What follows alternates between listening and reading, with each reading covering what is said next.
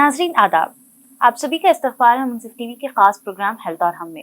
एक ऐसा प्रोग्राम जहां हम बात करते हैं आपके सेहत के ताल्लुक से, ताकि आप और आपकी फैमिली सेहतमंद जिंदगी गुजार सके।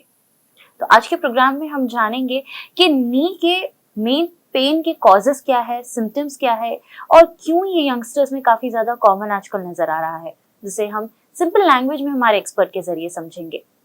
आज इस टॉपिक पर बात करने हमारे साथ मौजूद है जर्मन हॉस्पिटल्स के chairman, managing director and consultant orthopaedic surgeon doctor Mir Jawad Zar Khan.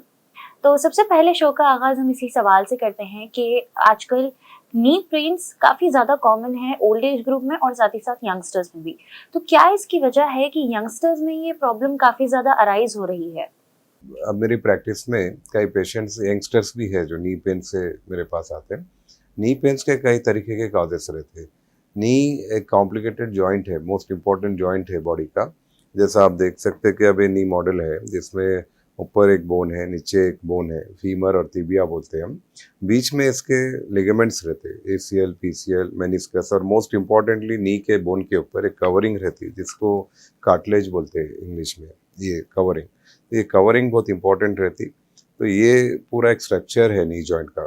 तो नी वेट बेरिंग जॉइंट है। तो अब इसके जो कॉजेस है नी पेन के, आजकल यूजुअली अब जैसा एज हो जाती तो जैसा अबाव 50, 60 ईयर, 70, तो ये कार्टिलेज घसे जाते रहता। कार्टिलेज जैसा टायर की लाइफ रहती, टायर जैसा चल रहा तो कार्टिलेज भी घसे जाता। तो इसको वेयर एंड टेयर बोलते। एक बीमारी नहीं है ये, बल्कि एक ह्यूमन बींग की नेचुरल वेयर एंड टेयर की लाइफ साइकिल पे होता। तो इसमें क्या है, कुदरती तौर से कार्टिलेज जेनेटिक फैक्टर्स रह सकते हैं, जिसमें कार्टिलेज थोड़े लोगों का 80-90 ईयर्स में भी अच्छा रह सकता।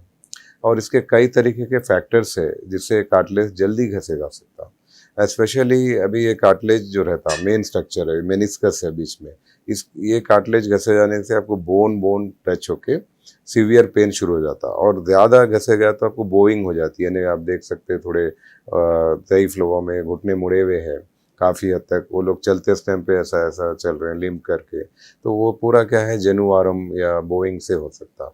तो अब ये कार्टिलेज जो डैमेज है उसकी वजह से ग्रेजुअली घुटना मुड़ना शुरू हो जाता। तो ये ऑस्टियोआर्थराइटिस बोल के इसका नाम है। ऑस्टियोआर्थराइटिस एक एज रिलेटेड डिसऑर्डर है, बीमारी नहीं, वेयर एंड टेयर डिसऑर्डर है। तो नॉर्मली ऑस्टियोआर्थराइटिस कोई भी एज में आ सकती। ऑस्टियोआर्थराइटिस 80 ईयर्स में भी आ सकती, या नहीं तो 35 ईयर्स में भी ऑस्टियोआर्थराइटिस आ सकती। तो अभी मैं आपको यंगर पेशेंट्स में क्यों ऑस्टियोआर्थराइटिस आजकल अर्ली आ रही, इसके वजूहत यानी कॉजेस, वो ये है कि सेडेंटरी लाइफस्टाइल, यानी आजकल कई लोग ज़्यादा वॉक नहीं कर रहे। सॉफ्टवेयर्स रहने दीजिए, प्रोफेशनल्स है, और ऐसा हो गया कि अगर आप वॉकिंग डिस्टेंस बोलते तो ग्रेजुअली कम होते जा रहा। वॉकिंग, इसके वजह से वॉकिंग डिस्टेंस कम होने से कि आपकी बॉडी वेट, ओबेसिटी यानी बॉडी वेट बढ़ जाती, मसल स्ट्रेंथ कम हो जाता। एक बॉडी वेट फैट कंटेंट बढ़ रहा और मसल स्ट्रेंथ, मसल यानी जो घुटने के ऊपर नीचे मसल्स रहते तो वो वीक हो जाते, उसको एक्सरसाइज नहीं रहता। यानी ये मसल्स अगर आपके स्ट्रांग रहेंगे तो 50% वेट आपके होल बॉडी का मसल्स पे आता। वो आने से घुटना जल्दी नहीं घसे जाता। अगर मसल वेट जो है आपका वीक हो जा रहा, मसल वीक हो रहा, तो आपका पूरा बॉडी वेट कार्टिलेज पे गिरता, तो वो जल्दी वेयर एंड टेयर होता। तो इसका कॉज क्या है, एक्सेसिव बॉडी वेट होना यानी obesity, exercise, lack of exercise, अगर आप रेगुलर एक्सरसाइज नहीं कर रहे, वॉकिंग या नी को प्रोटेक्ट नहीं कर रहे, ये चीज़। और आपका डाइट फैक्टर्स भी है, कैल्शियम डाइट नहीं है, सनलाइट एक्सपोजर नहीं है, विटामिन डी डिफिशियंसीज है। तो ये पूरे causes, even food related factor, ज़्यादातर आज जंक फूड्स है, ऑर्गेनिक फूड्स जो पहले की तरह खा रहे हैं ऐसा नहीं है। ये पूरे चीज़ों से जॉइंट जो है डैमेज होना, अर्ली एज पे जॉइंट होना शुरू होता। और ओबेसिटी मोस्ट इंपॉर्टेंट है। अगर आपका बॉडी फैट आप ज़्यादा है वेट, तो आपको जो आर्थराइटिस 60 ईयर्स में आने का है वो 35 ईयर्स में शुरू हो जा सकती। तो ये बहुत इंपॉर्टेंट कॉज है कि अर्ली आर्थराइटिस होने का। तो ये वजूहत से कई पेशेंट्स मेरे पास अर्ली 35 ईयर्स में भी आर्थराइटिस से आ रहे हैं आजकल, 45, 30। तो ये कॉज है।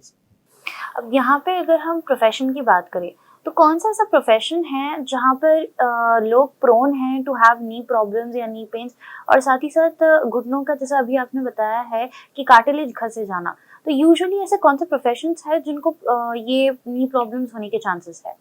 जैसा मैंने आपको कहा कि थोड़े प्रोफेशंस है जिसमें स्टैंडिंग जॉब्स या सेडेंटरी लाइफस्टाइल ज़्यादा है, यानी स्टैंडिंग जॉब टीचिंग प्रोफेशन है। कई टीचर्स आते हैं मेरे पास, उनके पास स्टेप क्लाइंबिंग है और वो लोग ज़्यादा ठहरना पड़ता है, जैसा ट्रैफिक पुलिस है और भी थोड़े प्रोफेशंस है, वो लोग पे स्टैंडिंग ज़्यादा रहती। थोड़े स्पोर्ट्समैन्स है, लिगामेंट इंजरीज को प्रोन रह सकते, और मोस्टली सेडेंटरी यानी वेट ज़्यादा रहना है और उनको ज़्यादातर बैठ के वर्क कर रहे हैं, सॉफ्टवेयर प्रोफेशनल्स है, इसमें भी जो है आर्थराइटिस आने का चांस लाइकली है, अर्ली आर्थराइटिस के लिए। यहाँ पे अगर हम एक सवाल और जोड़ें कि जैसे आपने मेंशन किया है सेडेंटरी लाइफस्टाइल के थ्रू यंगस्टर्स में ये प्रॉब्लम काफ़ी ज़्यादा नज़र आ रही है। कई बार ऐसा होता है कि ये पेन इतना एक्सट्रीम हो जाता है जहाँ पर यंगस्टर्स खुद अपने आप को बैलेंस नहीं कर पाते हैं, और जैसा आपने बताया है कि जो प्रॉब्लम 80s टू 90s लोगों में दिखती है, जैसे कि पैर मुड़ गए हैं, वो कई बार यंगस्टर्स में भी नज़र आते हैं, बहुत रेयर केसेस में, नॉट इन एवरीवन। कई बार ऐसा होता है कि यंगस्टर्स ये कंप्लेन लेकर आपके पास आते हैं, तो ऐसे पेशेंट्स के लिए क्या कोई ऐसी स्पेसिफिक सर्जरी है जिसके थ्रू आप ये प्रॉब्लम क्योर करते हैं? यंगस्टर्स में यानी अक्सर जो है यंगस्टर्स अगर वो लोग स्पोर्ट्स खेल रहे हैं या they are into any kind of sporting activity, तो उनके लिगामेंट इंजरीज कॉमन है यंगस्टर्स में, यानी नी वेरी कॉमनली इंजर्ड हो सकता, जिसमें ACL, PCL, ये MCL जो लिगामेंट्स रहती है, मेनिस्कस, मेनिस्कस यानी बोन के बीच में ये कुशनिंग लेयर है जो प्रोटेक्ट करता जॉइंट का। तो अगर ये इसमें टेयर्स आ गए, अगर इसमें टेयर्स आ रहे हैं किसी को, तो इसको रिपेयर या इसको ठीक करवाना चाहिए। अगर ग्रेड 1 टेयर है, ग्रेड 2 है, तो 6 वीक्स ऑफ फिजियोथेरेपी या नॉन वेट बेरिंग या उसके लिए प्रॉपर इलाज कर लिए तो ठीक हो सकता। नहीं, अगर ग्रेड टेयर ज़्यादा है या कंप्लीट ACL टेयर है, तो ACL टेयर को रिकंस्ट्रक्ट करना ज़रूरी है। नहीं, अगर इसको रिकंस्ट्रक्ट नहीं कर रहे हैं तो आपको आफ्टर 5 ईयर्स या 10 ईयर्स आपका कार्टिलेज घसे जाता।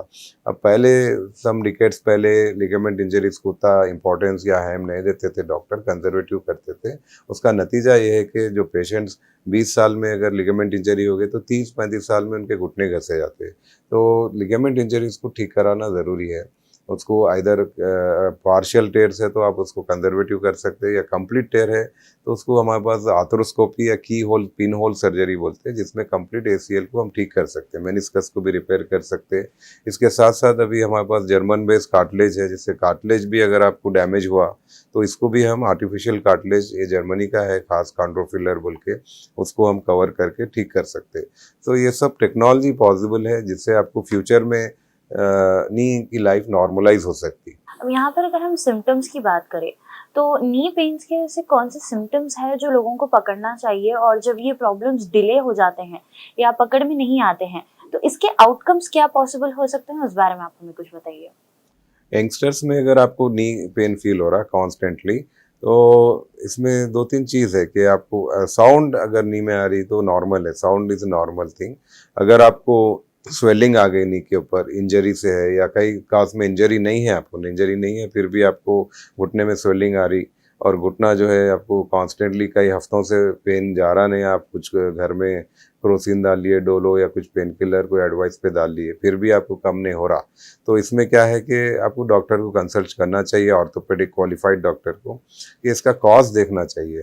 तो कभी कभी क्या होता है यंगर पेशेंट्स में थोड़े कॉजेस रह सकते हैं, जैसा रूमेटॉइड आर्थराइटिस है एक कॉज, गाउट है, या नहीं तो कुछ इन्फ्लेमेटरी डिसऑर्डर, रेयरली रिएक्टिव और इन्फेक्शन से भी नी पेन में स्वेलिंग आ सकती। तो अगर ऐसा हो रहा तो आपको जो है इसको इमीडिएटली ट्रीट करना चाहिए और इसको जो है करेक्ट कर लेना चाहिए। या इसका रूमेटॉइड आर्थराइटिस है, अनफॉर्चुनेटली रूमेटॉइड आर्थराइटिस एक टाइप ऑफ बीमारी है जिसमें पूरे जॉइंट्स अफेक्ट होते हैं, तो उसके खास ट्रीटमेंट है। जस्ट लाइक शुगर में, डायबिटीज़ में आप डायबिटिक मेडिकेशंस लेने से ठीक होता, ऐसा रूमेटॉइड आर्थराइटिस में रूमेटॉइड आर्थराइटिस के स्पेसिफिक ड्रग्स रहते हैं, DMRDs बोलते हैं हम, तो ये डिजीज मॉडिफाइंग ड्रग्स को लेना पड़ता जिससे कि ये बीमारी क्यूर हो सकती है, अदरवाइज नी जॉइंट डैमेज हो जाता पूरा। तो जितना आप इसको अर्ली डायग्नोज कर सके उतना अच्छा है। अब जैसे कि कई लोग पेन किलर्स अगर आप ले रहे हैं तो एडवाइजेबल नहीं है। पेन किलर्स आप मोर देन 5 days 1 week आप लेंगे तो पेन किलर्स आपके किडनी लीवर पे इफेक्ट होना शुरू होता, क्रियाटिन एलिवेट हो जाता, लॉन्ग टर्म डैमेज में कई पेशेंट्स को मैं पेन किलर्स नहीं लिखता हूँ इधर, अनलेस आपका प्रॉब्लम क्या है मेरे को पहले सॉल्व कर लेके उसको ट्रीट करना ज़रूरी है। पेन किलर से सॉल्यूशन नहीं होता, पेन किलर्स खाली टाइम बिंग रिलीफ रहता। तो कई पेशेंट्स है वो लोगों के पास लिस्ट ऑफ इतने टैबलेट्स के लिस्ट रहती है, 10 टैबलेट लिख दिए कहीं, तो दैट इज़ नॉट एडवाइस। मेरा फिलॉसफी है मैं पहले डायग्नोस करेक्ट करना कि आपका कंडीशन क्या है, आप क्या सफ़र हो रहे हैं, इधर आप लिगामेंट प्रॉब्लम से है या आपको कुछ नी के प्रॉब्लम की कुछ बीमारी है या आर्थराइटिस है, तो उसके लिए कई ट्रीटमेंट्स अवेलेबल है जिससे आप क्यूर कर सकते, पेन फ्री हो सकते। ऐसा नहीं है कि आप पेन लेके चल रहे हैं, वैसा वो ज़माना नहीं है कि आपको पेन की वजह से नहीं चलना है। मेरे पेशेंट्स में बिल्कुल चलो बोलता हूँ, लॉन्ग वॉक पे जाइए, आप एक्सरसाइज करिए, कई ट्रीटमेंट्स है हमारे पास जिससे आपका नी पेन दूर कर सकते हैं। कुछ जैसे छोटे होम रेमेडीज है, जैसे आपने मेंशन किया है कि लोग या तो पेन किलर्स पर डिपेंड होते हैं, एंड ऐसा बोलते हैं कि अगर कोई पेन हो तो जो मसाज वाले होते हैं, यूजुअली जो लोकल्स होते हैं, उनके पास या तो जाकर मसाज करवाते हैं या तो गरम सेका लेते हैं टू रिड्यूस द पेन, क्योंकि उन्हें कॉज तो पता नहीं होता है, बट ये सोचते हैं कि शायद से घुटने पे कोई मार लगी हो, इस वजह से ये दर्द हो रहा है। तो कितने % तक ये घर के नुस्खे काम आ सकते हैं, एंड कब ऑर्थोपेडिक सर्जन के पास जाना बहुत ज़रूरी हो जाता है, उस बारे में हमें कुछ बताइए। अब जैसा नी पैर घर में मोच खा गया आपका, नी यानी आप स्लिप हो गए या सम माइनर इंजरी है जो फ्रैक्चर नहीं है मगर आपको स्वेलिंग है, तो फर्स्ट एड मेजर्स कर सकते हैं आप बिल्कुल। जैसा कि आप बर्फ़ लगा सकते हैं, आपको मालूम है, आइस पैक है, रेस्ट है, थोड़े चीज़ें हैं जो आप रेस्ट लेके अगर आपको ठीक हो जा रहा है 1-2 दिन में, ये कुछ लोकलाइज घर में मलम्स रह सकते हैं ऑइंटमेंट लगा के, अगर आपको इससे आपका ठीक हो रहा तो नो प्रॉब्लम। अगर आपको इसका नॉलेज है घर में किसी को तो ये फर्स्ट एड मेजर्स ले सकते हैं आप। नहीं, अगर आपको सीवियर स्वेलिंग है, आपका पेन रिड्यूस नहीं हो रहा, आप आउट ऑफ प्रोपोर्शन है, तो आपको डेफिनेटली डॉक्टर को कंसल्ट करना चाहिए डायग्नोस करने के लिए कि ये क्या इंजरी है, ये फ्रैक्चर हुआ है, मेरे को लिगामेंट प्रॉब्लम हो गया या नहीं कुछ और है। तो डेफिनेटली वो गाइडेंस करके आपको प्रॉपर क्लिनिकल एग्जामिन करे बाद डॉक्टर कैन गाइड कि आपको क्या इसको ट्रीटमेंट करना है। अब यहाँ पर डायग्नोसिस की अगर बात करें, सोचिए कोई पेशेंट जब आपके पास कोई कंप्लेंट लेकर आता है जहाँ पर उन्हें फ्रैक्चर या ऐसे नी प्रॉब्लम्स का सामना करना पड़े, तो इसको डायग्नोस कैसे किया जाता है? अब जैसा एग्जाम्पल, आप नी इंजरी के अलावा नी आर्थराइटिस बहुत कॉमन है, ऑस्टियोआर्थराइटिस, जो अपने एल्डरली पीपल में देख सकते हैं, घर के बड़े लोगों में। तो अगर आर्थराइटिस है, आपको कई सालों से घुटने में चलने नहीं आ रहा, दर्द है, तो आप ऑर्थोपेडिक डॉक्टर को कंसल्ट करते डेफिनेटली। तो सिंपल क्लिनिकल एग्जामिनेशन से हमारे को थोड़ी चीज़ें मालूम होती है, जैसा क्रेपिटस है या नहीं तो उसके अंदर कुछ लूज बॉडीज है या सम अदर थिंग। तो इसको एक एक्सरे अगर निकाले, स्टैंडिंग एक्सरे, यानी सिटिंग एक्सरे नहीं, स्टैंडिंग एक्सरे निकाले आपकी होल बॉडी वेट डाल के, तो एग्जैक्टली नी का स्पेस कितना है, क्या आर्थराइटिक चेंजेस है, एक सिंपल एक्सरे से मालूम हो जाता। तो ये बेसिस पे आर्थराइटिस जो रहती, आर्थराइटिस के स्टेजेस रहते, 4 स्टेजेस रहते।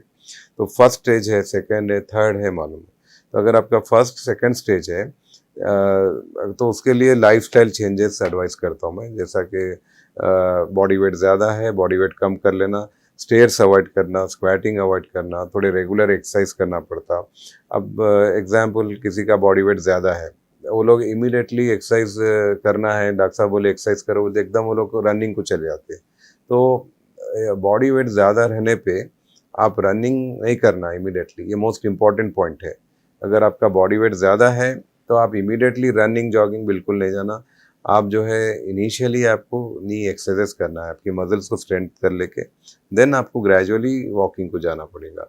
जॉगिंग एडवाइजेबल नहीं है, थोड़े एक्सरसाइज नॉलेज होना चाहिए मेरे कि आपको किस तरीके की एक्सरसाइज करना है, आपके नी जॉइंट के लिए कौन सी सूट होती, वो बहुत इंपॉर्टेंट है। अगर आपको उसका नॉलेज नहीं है तो आप एक्सरसाइज करेंगे, आप इमीडिएटली रनिंग करेंगे बॉडी वेट लेके, डेफिनेटली आपकी नी डैमेज हो जाती। तो इसके लिए आप जो है पहले आप वेट रिडक्शन पे फोकस करते हुआ मसल स्ट्रेंथनिंग एक्सरसाइज करना है, एंड देन ये करते हुआ आफ्टर सफिशिएंट स्ट्रेंथ, आपके मसल में पावर है तो 50% आपका मसल पे वेट आता, देन आप ग्रेजुअली आप वॉकिंग स्टार्ट करिए, एकदम जॉगिंग नहीं, उसके बाद आप ग्रेजुअली जॉगिंग कर सकते हैं, रनिंग। तो ये थोड़े चीज़ें हैं जो अंडरस्टैंड करने हम यहाँ पे जर्मन ट्रेंड में मैं पेशेंट्स को बताता हूँ, कौन सी एक्टिविटी उनको बेनिफिट करेंगी, कौन सी नहीं, तो वो बहुत इंपॉर्टेंट। यहाँ पर एक चीज़ और है कि नी रिप्लेसमेंट की जब बात आती है तो किन पेशेंट्स में नी रिप्लेसमेंट सर्जरी काम में आती है, क्या क्या एडवांटेजेस है, क्या क्या डिसएडवांटेजेस है, उस बारे में आप बताइए। और साथ ही में नी रिप्लेसमेंट स्पेशली किन पेशेंट्स को किया जाता है, उस बारे में आप कुछ बताइए। ये आर्थराइटिस के fourth stage, most advance stage के लिए ही है। इट्स नॉट फॉर ग्रेड 1 2 3 के लिए नहीं होता। यानी आपके कंप्लीट घुटने घसे गए, आपके बोइंग है, तो कंपलसरी नी रिप्लेसमेंट के अलावा इसका कोई और ऑप्शन नहीं है। नी रिप्लेसमेंट एक्चुअली जो है एक मिसनोमर है। नी रिप्लेसमेंट ऐसा कंप्लीट हम घुटना नहीं बदल रहे, तो इसके अंदर जो है खाली नी कैप, हम इसके ऊपर खाली नी कैप डालते हैं। तो ये बहुत माइनर सर्जरी है। इसके लिए जर्मनटन में हमारे पास रोबोटिक टेक्नोलॉजी, अभी बहुत एडवांस टेक्नोलॉजी है नी रिप्लेसमेंट के लिए। तो हम जो है अभी क्यूविस रोबोट हमारा है यहाँ पे, जो वर्ल्ड का most advance bar base robot, absolutely no cutting. तो ये जो है इसका जो बर बेस्ड है, ये 25 minute extreme accurate robotic system है ये पूरा। तो जैसा मेरी ट्रेनिंग जर्मनी में है, जिसमें मैं कई हज़ारों में अब तक नी रिप्लेसमेंट कर चुका हूँ, तो मैं एक्सैक्ट मेजरमेंट करके रोबोटिक टेक्नोलॉजी से इसकी कैप बिठाना रहता है। ये कैप है खाली, नी कैप, रिप्लेसमेंट पूरा नहीं होता। जस्ट इसलिए कैप ऊपर नीचे और बीच में एक पॉलीथीन स्पेसर है ये। तो ये 3 चीज़ों का कॉम्बिनेशन रहता है नी रिप्लेसमेंट। और ये बहुत ही सिंपल सक्सेसफुल सर्जरी है। इसमें कॉम्प्लिकेशंस बहुत ही वेरी रेयर है। ओनली थिंग आपको प्रॉपर सिलेक्शन करना चाहिए। अगर पेशेंट डायबिटिक है तो डायबिटिक कंट्रोल रहना बहुत ज़रूरी है। थोड़े पैरामीटर्स है, वो देख के इसको अगर करेक्ट वे पे करे। और फुली हमारे पास इसके लिए laminar OT, very advance OT systems है, जिसके अंदर ज़ीरो इन्फेक्शन है हमारे पास। तो लैमिनर ओटीज और रोबोटिक सिस्टम और करेक्ट सर्जन रहने से ये 25 to 30 मिनट्स में बदल सकते हैं और नेक्स्ट डे वॉक कर सकते हैं। और कई मेरे पेशेंट्स 5 डेज में even without walker they are able to walk. तो ये सक्सेसफुल सर्जरी, इसको डरने की बात नहीं है। पहले के ज़माने में जो था वो बहुत अलग सर्जरी थी। तो जब जो है कई पेशेंट्स को लॉट ऑफ फेलियर रेट्स थे नी रिप्लेसमेंट में, अब इसका सक्सेस रेट बहुत हाई है नी रिप्लेसमेंट, स्पेशली रोबोटिक आने के बाद। तो हमारे पास शुरू से हम रोबोटिक पे फोकस करें, और हमारे पास even German based robotic system, क्यूवीस रोबोटिक सिस्टम्स है, बहुत एडवांस रोबोटिक टेक्नोलॉजी है। विद ट्रेनिंग के साथ हम यहाँ पे कर रहे हैं इसको। जी, तो जो आपने अभी बताया है कि नी रिप्लेसमेंट कंप्लीट नहीं होता है, बस एक कैप आप बिठाते हैं, तो क्या इसके ये सर्जरी के थ्रू लोग नॉर्मली वॉक कर सकते हैं? एंड जैसे पहले वॉक करते थे, चलते थे, तो क्या पेनलेसली वैसे नॉर्मल जिंदगी जी सकते हैं? एब्सोल्युटली, नी रिप्लेसमेंट के बाद आप बिल्कुल वॉक कर सकते हैं, आप स्टेयर क्लाइंबिंग कर सकते हैं, आप 5-10 किलोमीटर्स भी वॉक कर सकते हैं, कई पेशेंट्स। ओनली थिंग थोड़ा इसमें नीचे स्क्वाटिंग में थोड़े इश्यूज है, जिसमें हाई फ्लेक्स नी मॉडल्स निकले आजकल, इसमें मैक्सिमम स्क्वाट कर सकते हैं। और जैसा कई लोग मेरे पास क्या है नमाज पढ़ने के लिए पूछते हैं, तो पॉसिबल है अभी इम्प्लांट्स में, जिसमें हाई फ्लेक्स इम्प्लांट्स है रोबोटिक्स से, तो वो भी पॉसिबिलिटी है इसके अंदर पढ़ने के लिए। और ऐसा कोई एक्टिविटी रेस्ट्रिक्ट करना बोल के नहीं है, नी रिप्लेसमेंट में एवरी एक्टिविटी कर सकते हैं। और इट्स वेरी सक्सेसफुल सर्जरी है। इसके प्रॉपर टेक्नोलॉजी और आई थिंक रोबोटिक सिस्टम्स, आप जो भी ट्रेंड है एडवांस रोबोटिक सिस्टम्स और एक्सपीरियंस सर्जन के हाथों पे सक्सेस रेट अच्छा है।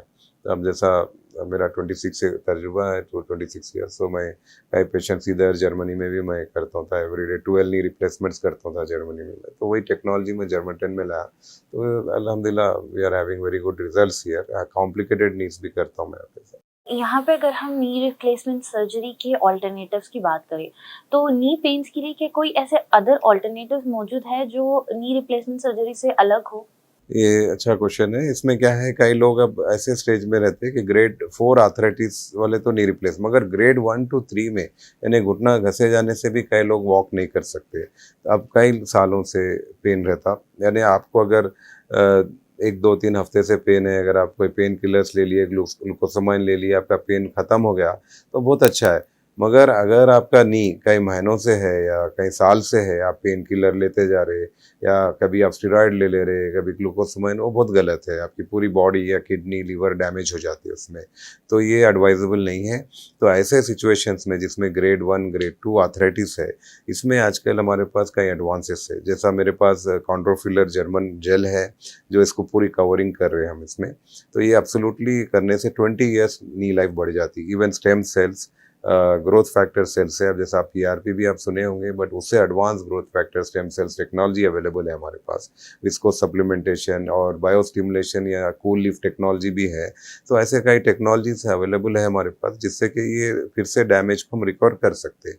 तो ये अगर कर लिए और डैमेज प्रिवेंट कर सकते हैं हम इसको। तो अर्ली आर्थराइटिस में पॉसिबल है, अगर आप ग्रेड 1 या ग्रेड 2 आर्थराइटिस या 3 में अप्रोच हुए मेरे पास, तो इंस्टेड ऑफ पेन किलर्स, अगर अब मेरे पास थोड़े पेशेंट्स आते पेन किलर्स गोलियाँ वो 1 साल से लेते जा रहे हैं मगर पेन रिलीफ नहीं हो रहा, वैसा ही है, ग्रेड 4 नहीं है उनका। तो मैं ये टेक्नोलॉजीज जो हमारे पास अवेलेबल है, स्टेम सेल्स है या बायो स्टिमुलेशन कॉन्ड्रोफिलर वगैरह हमारे पास है, ये मैं उनको एडवाइस करता हूँ। ये अगर वो ट्रीट कर लिए तो उनको दे बिकम पेन फ्री, और इससे जो है उनको लाइफ भी 20 ईयर्स 15-20 ईयर्स भी आसानी से नहीं अवॉइड कर सकते। एग्जाम्पल, अगर आप इसको ऐसा ही छोड़ दिए तो 1-2 ईयर्स के बाद नी पूरा डैमेज हो जाता और ग्रेड 4 हो जाता, तो that time only knee replacement he solution रहता। जैसा कि आप, मगर early arthritis can be treatable, उसको गोलियों पे डिपेंड रहने की ज़रूरत नहीं है। अगर आप गोलियां वगैरह खा रहे हैं तो गोलियों से कोई क्योर नहीं है। हमारे पास लॉट ऑफ टेक्नोलॉजीज है जिससे हम नी की लाइफ बढ़ा सकते हैं, प्रेजेंट पेन फ्री कर सकते हैं विदाउट पेन किलर। जी। अब सबसे आखिर में नी पेन्स को प्रिवेंट करने के लिए कौन से चीज़ें हैं जो हमारे यंगस्टर्स के साथ साथ ओल्ड एज लोग भी फॉलो कर सकें, क्योंकि ओल्ड एज में तो ये काफ़ी कॉमन प्रॉब्लम है, क्योंकि लाइफ टाइम में जो चलने की वजह से घसना वो नेचुरल है, बट यंगस्टर स्पेशली जहाँ पर जेनेटिक्स की वजह से उन्हें ये प्रॉब्लम आती है, या जैसे आपने मेंशन किया है कि लिगामेंट टेयर की वजह से भी कई बार ये पेन्स आते हैं, तो क्या क्या प्रिवेंटिव स्टेप्स ये ले सकते हैं सो दैट ये नी पेन्स जैसे प्रॉब्लम्स को बहुत यंग एज में ही अवॉइड कर सकें? यंग एज में अगर आपको नी पेन हो रहा तो आपको जो है पहले तो उसका कॉज देखना चाहिए कि आपको कुछ ऐसे ऑटो इम्यून डिसऑर्डर्स ना हो, जैसा रोमेटाइड, गाउट वगैरह। तो उसको आप ऑर्थोपेडिक डॉक्टर से कंसल्ट करके उसको डायग्नोस करना ज़रूरी है। अगर कोई लिगामेंट इंजरीज हो गई तो उसको ट्रीट कर लेना, नेग्लेक्ट नहीं करना, क्योंकि लिगामेंट इंजरी अल्टीमेटली आर्थराइटिस को लीड करता है। जैसा मेनिस्कस चले गया या टेयर हो गया, इसको आप ट्रीट नहीं करेंगे तो डेफिनेटली आर्थराइटिस होता है। तो ये ट्रीट करना ज़रूरी है। तो नॉन ऑपरेटिव या समटाइम की होल सर्जरी से मेनिस्कस को रिपेयर कर देना बेटर है ऑलवेज, क्योंकि आपकी नी की natural life is more important. अगर आप इसको रिपेयर नहीं करेंगे मेनिस्कस या लिगामेंट, तो जो आर्थराइटिस आपको 60-70 ईयर्स में आने का आप 35-40 ईयर्स में आ जाता, ठीक है। तो उसको रिपेयर कर लेना, क्योंकि इसकी natural life is very important. At the same time अगर आपका बॉडी वेट ज़्यादा है अब तो आपको वेट कंट्रोल करना है, थोड़े लाइफस्टाइल चेंजेस करना है। सेडेंटरी लाइफस्टाइल है तो आप एक्सरसाइज करिए रेगुलरली, नी एक्सरसाइजेस वगैरह, और ये सनलाइट एक्सपोजर है। एंड बोन डेंसिटी भी मेंटेन होना ज़रूरी है नी में। बोन डेंसिटी का लॉट ऑफ मिसकंसेप्शन है कि बोन डेंसिटी या ऑस्टियोपोरोसिस खाली एल्डरली पेशेंट में आता, बल्कि वो रॉन्ग है। बोन डेंसिटी ह्यूमन बीइंग की 30 ईयर्स में मैक्सिमम रीच होती। बोन मास डेंसिटी यानी आपका मसल मास और बोन मास, तो 30 ईयर्स से पहले आपको रेगुलर आप जो फ्रॉम टीनेज टू 30 ईयर्स आपको बहुत इंपॉर्टेंट है कि आप इवन अर्ली एज में बच्चों में भी विटामिन डी, कैल्शियम बहुत इंपॉर्टेंट है। तो नेचुरल सोर्सेस ऑफ कैल्शियम है, विटामिन डी है, ये लेके इसके साथ बोन डेंसिटी बढ़ने के लिए मोस्ट इम्पॉर्टेंट है आपको load bearing strength training exercise बहुत इंपॉर्टेंट है। यानी आपको जिम में जो बॉडी वेट्स एकदम हैवी वेट नहीं बट लाइट वेट जो बॉडी में करे, apart from jogging mix of exercise होना चाहिए, जिसमें वॉकिंग, जॉगिंग और बोन मास के लिए स्ट्रेंथनिंग एक्सरसाइज करना ज़रूरी है। यानी शॉर्ट डम्बल से, इवन लेडीज़ के लिए, बोथ जेंट्स और लेडीज़ या, तो आपको जो है बोन डेंसिटी के लिए बोन वेट एक्सरसाइज बहुत ज़रूरी है। लोड बेयरिंग एक्सरसाइज बोलते हैं हम इसके लिए। तो ये आपकी बोन डेंसिटी बढ़ाता। 30 ईयर्स में अगर आपकी बोन डेंसिटी अच्छी रहेंगी तो आपको life long it's like an investment, आपको ऑस्टियोपोरोसिस जल्दी नहीं आता। बहुत बहुत शुक्रिया डॉक्टर साहब आपका हमारे साथ जुड़ने के लिए, एंड नी रिप्लेसमेंट सर्जरी के ऑल्टरनेटिव्स भी आपने हमें बताए हैं, और साथ ही साथ नी पेन के कॉजेज जो स्पेशली आजकल यंगस्टर्स की एक बहुत ज़्यादा कंप्लेन है, उसको प्रिवेंट कैसे करना है, ये स्टेप्स भी आपने हमें बताया है। उम्मीद करती हूँ कि ये इन्फॉर्मेशन हमारे व्यूअर्स के लिए फ़ायदेमंद साबित होगा। तो thank you so much for joining us today. नाज़रीन, सबसे आखिर में मैं ये कहूँगी कि जितने भी यंगस्टर्स ये प्रोग्राम देख रहे थे, आपके लिए यही सलाह है कि आप अपनी लाइफस्टाइल को सुधारें, अपनी डाइट को प्रॉपर्ली मेंटेन करें और सेडेंटरी लाइफस्टाइल से ओवरकम करें, क्योंकि सेडेंटरी लाइफस्टाइल से ना ही सिर्फ नी प्रॉब्लम बल्कि कई सारे ऐसे प्रॉब्लम्स हैं जो आपकी लाइफ को और आपकी हेल्थ को अफेक्ट कर सकते हैं। आज के एपिसोड में बस इतना ही। मिलते हैं अगले एपिसोड में एक नए हेल्थ टॉपिक के साथ। तब तक के लिए मुझे दीजिए इजाजत और आप बने रहें मुंसिफ टीवी के साथ।